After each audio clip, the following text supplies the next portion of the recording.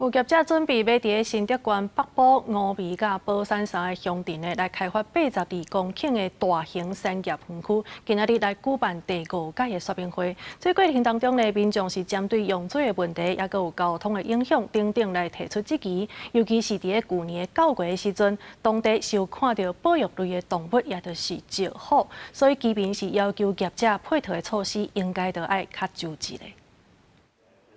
开发案说明会顶悬，当地人上烦恼的就是水的问题。针对占地82公顷的大型产业园区开发案，北部当地民众认为，虽然业者按算对得当净水场牵专供引水来用，但是当地人表示，目前北部的水已经拄好啊。农民烦恼一日啊开发落去，水会无够用，影响到农业甲民生用水。抗旱期的时候，几乎等于大坪溪的水都见底了，都没有水。 啊，你这样又要进入15000人了，又要拿我们大坪溪的水，我是强烈反对啊！担心下游峨眉乡的东方美人茶以及柑橘的产业的用水受到污染了之后，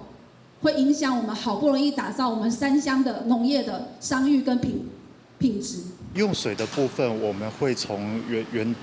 竹东原洞拉专管过来。 我们会用竹东的水。说明会上，大家针对开发提出顾虑，除了水的问题，也有交通的问题，尤其是北部假日就已经定塞车，就惊未来会更加塞。因为原本的交通就已经很堵塞了，就对交通上的安全疑虑也很大。园区是上班的一个办公的园区，所以它跟北埔假日的车潮会错开。那如果说上下班时间